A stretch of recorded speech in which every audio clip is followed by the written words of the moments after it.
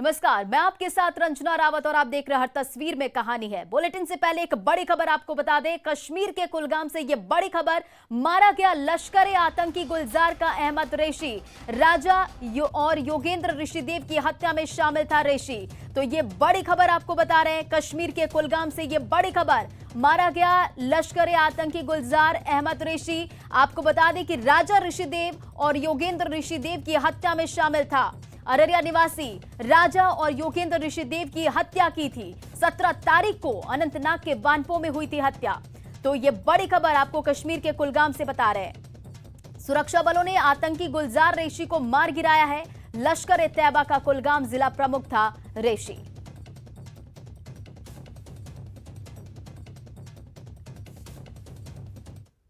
बिहार के कई जिलों में लगातार बारिश हो रही है, जिससे कई इलाकों में बाढ़ जैसे हालात पैदा हो गए हैं। झमाझम बारिश के कारण नदियां उफान पर हैं। मौसम की मार के आगे लोग बेबस दिख रहे हैं।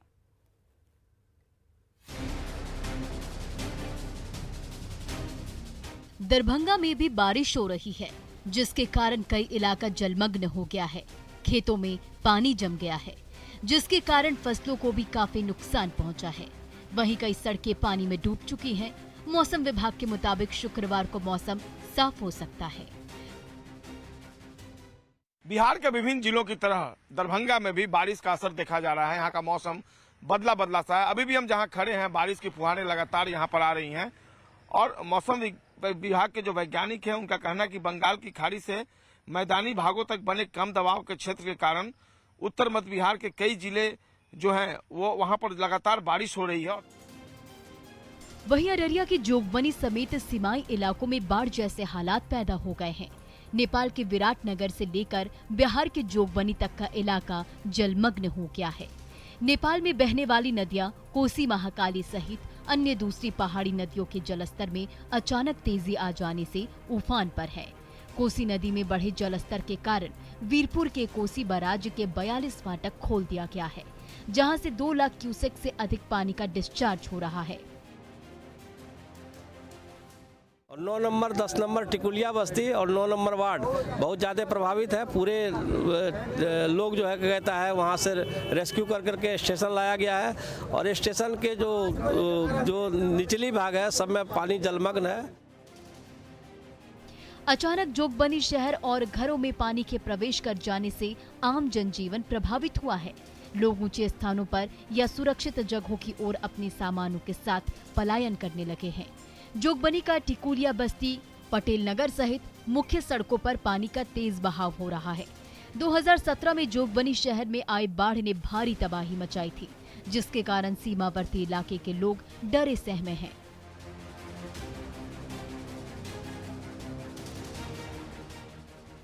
बंगाल की खाड़ी में आई तूफान के कारण नदियों का तांडव एक बार फिर शुरू हो गया है, जिससे बिहार के कई इलाकों में बाढ़ का खतरा फिर से मंडराने लगा है।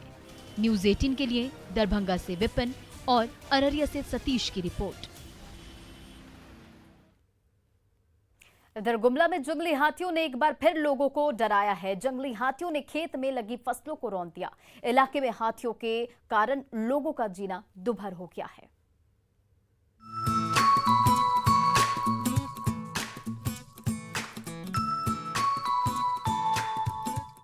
कल-कल कर बहती पानी की तेज धारा, उसमें अपने बच्चों के साथ अटखेलियां करता हाथी कभी पानी के नीचे उतरता है तो कभी पत्थर पर चढ़ने के लिए कुलांचे मारता है। बता रहा है कि वो अपने बच्चे के साथ यहाँ बहुत खुश है।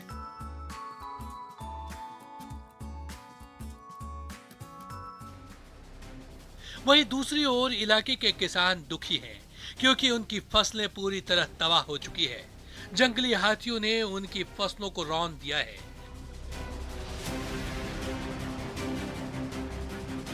किसान जब अपने घरों में सोए हुए थे, तभी जंगली हाथी खेतों में उनकी फसलों को रौंद रहे थे।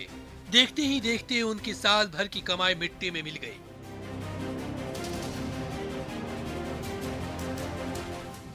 इन किसानों के सामने बड़ी समस्या है कि वो साल भर खाएंगे क्या और अगली बार फसल कैसे लगाएंगे। पर किसान सरकार से मुआवजे की मांग कर रहे हैं। साथ ही वो ये भी मांग कर रहे हैं कि जंगली हाथियों को इलाके से भगाया जाए, ताकि उनकी बची खुची फसल तबाह होने से बच सके। ये पहली बार नहीं है, इस इलाके में जंगली हाथी बार बार तबाही मचाते हैं, लोगों के घरों को तोड़ देते हैं, उनकी फसलों को रौंद देते हैं, यहाँ तक कि सामने आने वाले लोगों को भी कुचलकर मार डालते हैं। जरूरत है कि इन हाथियों को सुरक्षित उनके इलाके में ले जाकर छोड़ा जाए। गुमला से न्यूज 18 के लिए रुपेश कुमार भगत की रिपोर्ट। धनबाद के एसएनएमसीएच अस्पताल में नवजात की चोरी का मामला सामने आया, जहां 2 महिलाओं ने चोरी की वारदात को अंजाम दिया। बच्चे की चोरी की तस्वीरें सीसीटीवी में कैद हो गई है।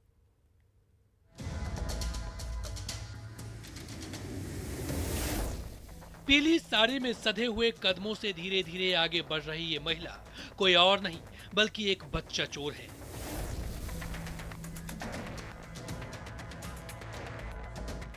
इस महिला के हाथ में एक नवजात है, जिसे चुराकर वो इस बिल्डिंग से बाहर निकल रही है।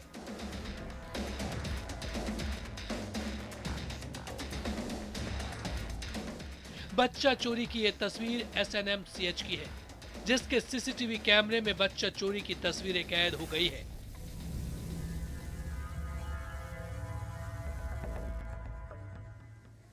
जिन मां के आंखों का तारा जन्म के कुछ देर बाद ही उनकी आंखों के सामने अलग हो गया हो, उस मां का रो रो कर बुरा हाल है। पीड़ित मां रो रो कर बेसुध हुई जा रही है।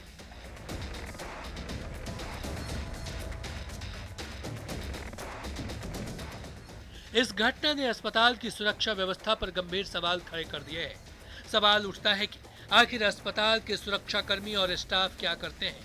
उनकी मौजूदगी में अस्पताल से बच्चे की चोरी कैसे हो जाती है? ये घटना पुलिस प्रशासन पर भी गंभीर सवाल खड़े करती है। धनबाद से न्यूज 18 के लिए संजय गुप्ता की रिपोर्ट।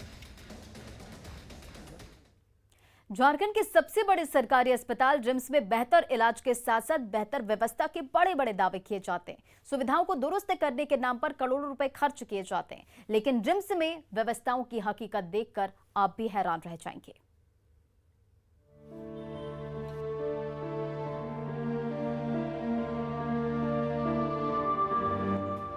इधर भी फर्श पर लेटे हुए मरीजों की लाइन है, उधर भी फर्श पर लेटे हुए मरीजों की लाइन है। दोनों लाइनों के बीच एक रास्ता है, जिससे मरीज भी गुजरते हैं, मरीजों के परिजन भी आते जाते हैं और दुर्गंध फैलाती कचरों की ट्रॉली भी आती जाती रहती है। कोई मरीज दर्द से कराह रहा है, कहीं मरीज के परिजनों के चेहरे पर बेबसी और पीड़ा की लहरें उठ रही है। बात 1-2 दिन की होती तो किसी तरह गुजर भी जाती, लेकिन ये मरीज महीनों से इसी तरह यहाँ पड़े हैं और एक अदद बेड का इंतजार कर रहे हैं। ये तस्वीरें झारखंड के सबसे बड़े सरकारी अस्पताल रिम्स की हैं, जिसको लेकर सरकार बड़े बड़े दावे करती है। इस अस्पताल में बेहतर इलाज और मरीजों की सुविधा के नाम पर करोड़ों रुपए खर्च किए जाते हैं। जिन मरीजों को बेड मिल भी जाती है, वो गंदगी की वजह से वहाँ जाना पसंद नहीं करते हैं। नस का गड़बड़ी है। तो कब बेड नहीं मिला आपको? नहीं मिला। नहीं मिला। डॉक्टर क्या बोले? डॉक्टर कुछ बोलबे नहीं किया। तो डॉक्टर देखने आते हैं यहाँ पर? दिन में सिर्फ एक बार आते हैं। दिन में सिर्फ एक बार आते हैं। 6 बजे तक ले 4 बजे तक ले आए हैं और अभी तक बेड नहीं मिले हैं। कल तक है एकदम, कल से आज तक बेड नहीं मिले हैं। 1 महीना 20 दिन हो गया। 20 दिन से आप यहीं पर हैं? हाँ, अब बच्चा को ले गया, ऑपरेशन में घुसा दिया। कहां तो बड़े बड़े दावे किए जाते हैं कि रिम्स को ऐसा बनाया जा रहा है जो बड़े बड़े निजी अस्पतालों को टक्कर देगा, लेकिन सच्चाई है कि रिम्स में मरीजों को बुनियादी सुविधा भी नहीं मिल पा रही है। रांची से न्यूज 18 के लिए संजय सिन्हा की रिपोर्ट। अक्सर शिकायत आती है कि जागरूकता में कमी की वजह से मुस्लिम समाज के लोग वैक्सीनेशन के लिए आगे नहीं आ रहे हैं, और तो और वो इसका विरोध भी कर रहे हैं। लेकिन गया में मुस्लिम समाज के लोगों ने जो पहल की, उसे देखकर आप भी हैरान रह जाएंगे। गया में मुस्लिम समाज के लोगों ने कब्रिस्तान में ही वैक्सीनेशन सेंटर बना दिया ताकि कोई भी वैक्सीनेशन से नहीं बच सके।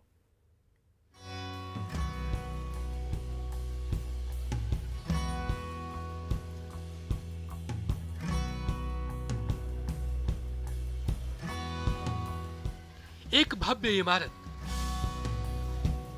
इमारत के भीतर लोगों की भारी भीड़ और ये कोई पब्लिक मीटिंग या कोई बर्थडे पार्टी नहीं है जहां इतनी बड़ी संख्या में लोग जुटे हैं।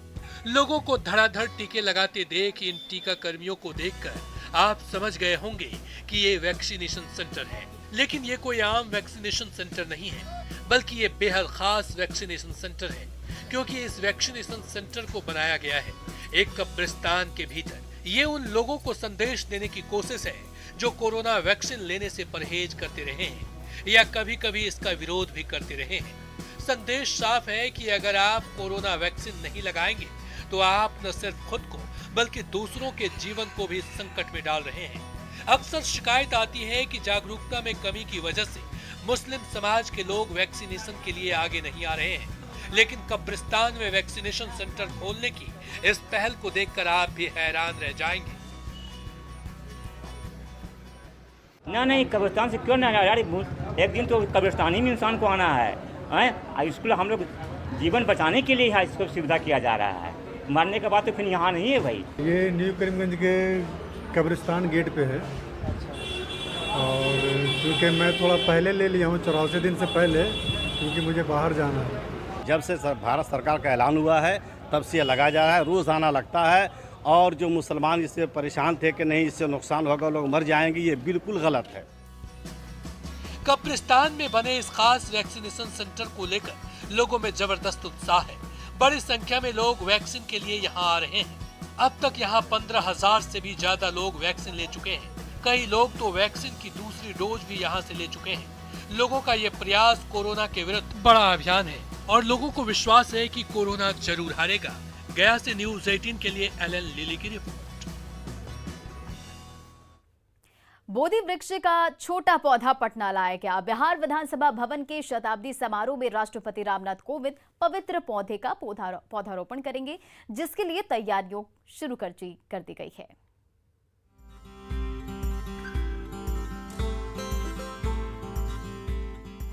ये कोई साधारण पौधा नहीं है, बल्कि बोधगया से लाया गया पवित्र बोधि वृक्ष का छोटा रूप है। ये उसी बोधि वृक्ष की चौथी पीढ़ी का पौधा है जिसके नीचे भगवान बुद्ध को ज्ञान की प्राप्ति हुई थी। बिहार विधानसभा भवन के शताब्दी समारोह में राष्ट्रपति रामनाथ कोविंद इस पौधे का वृक्षारोपण करेंगे, जिसके लिए मिट्टी तैयार की जा रही है। पौधारोपण के बाद इसी चमचमाते पात्र से इसमें जल दिया जाएगा।